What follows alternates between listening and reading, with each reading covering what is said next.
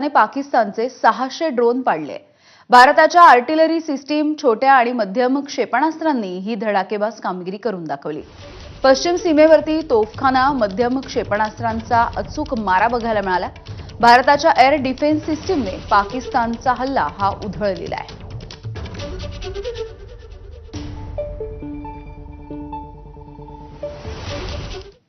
भारतीय बॅलिस्टिक क्षेपणास्त्र डागल्यामुळे नूर खान एअरबेस हे उद्ध्वस्त झालं।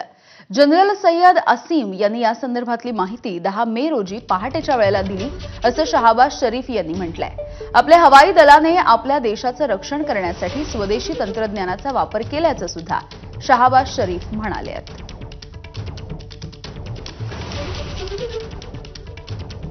तर ऑपरेशन सिंदूरच्या अंतर्गत भारतानं बॅलिस्टिक क्षेपणास्त्र डागली आणि त्या हल्ल्यामध्ये नूर खान एअरबेस भारतानं उद्ध्वस्त केलं। या संदर्भामध्ये आता स्वतः पाकिस्तानकडून ही माहिती देण्यात आली आहे। जनरल सय्यद असीम यांनी ही माहिती दिलेली होती। 10 मेच्या रात्रीच्या वेळेला ही घटना घडलेली होती आणि ही माहिती त्यांनी पहाटेच्या वेळेला पाकिस्तानच्या पंतप्रधानांना दिली आहे। आपल्या हवाई दलाने आपल्या देशाचं रक्षण करण्यासाठी स्वदेशी तंत्रज्ञानाचा वापर केला, असंही त्यांनी म्हटलेलं आहे। 9 और 10 की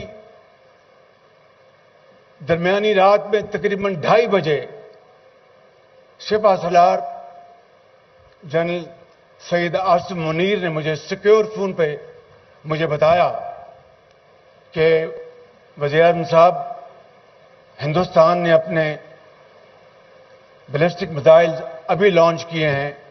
एक नूर खान एयरपोर्ट पे गिरा है और कुछ और दूसरे इलाकों में गिरे हैं।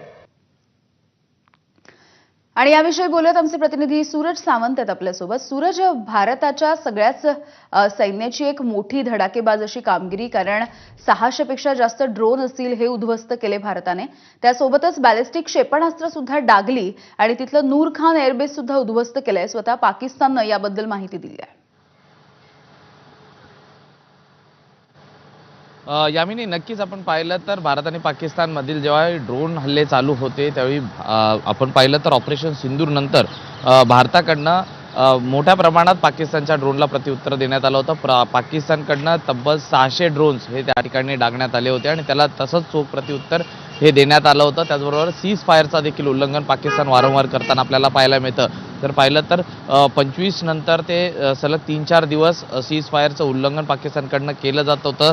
त्याचबरोबर 7 आणि 8 तारखेला देखील मोठ्या प्रमाणात सीज फायरचं उल्लंघन केलं, त्याला भारताने तसंच प्रत्युत्तर दिलेलं आहे। त्यामुळे एकूणच जर आपण पाहिलं तर ज्या पद्धतीत पाकिस्तानने गोळीबार किंवा शस्त्रसंधीचं उल्लंघन केलेलं आहे त्याला त्याच पद्धतीने उत्तर दिलं होतं आणि त्याच उत्तरातनं जर आपण पाहिलं तर भारतीय बॅलिस्टिक क्षेपणास्त्र जे डागलेलं होतं ते नूर खान एअरबेसवरती टाकण्यात आलं होतं आणि त्याचंच मोठं उद्ध्वस्त झाल्याचं स्वतः पाकिस्तानच्या पंतप्रधानांनी सांगितलेलं आहे। यासह अन्य ठिकाणी देखील एअरबेसचं मोठं नुकसान झाल्याचं देखील ते स्वतः खुलासा करताना आपल्याला पाहायला मिळतं। त्यामुळे भारताकडनं दिलेले जे प्रत्युत्तर आहे ते तितक्या चोख पद्धतीने होतं आणि पाकिस्तानला एक धडा शिकवणारं होतं की ज्या पद्धतीने पाकिस्तान दहशतवाद्यांना खतपाणी घालतं आहे, त्याचबरोबर सीज फायरचं उल्लंघन करत आहेत, जाणून बुजून कुठेतरी कुडबोडी करण्याचा प्रयत्न भारताबाबत करताना पाहायला मिळत असताना आता भारताकडनं देखील जशास तसं उत्तर देऊन त्यांचं जे तोंड आहे ते गप्प केल्याचंच पाहायला मिळतंय। अगदी भारताच्या हल्ल्यामध्ये पाकिस्तानची निश्चितपणे पळापळ झालेली आहे। सूरज, धन्यवाद या सविस्तर माहितीसाठी। कुख्यात दहशतवादी हाफिज सईद, मसूद अझहर, दाऊद इब्राहिम आणि इतर दहशतवादी हे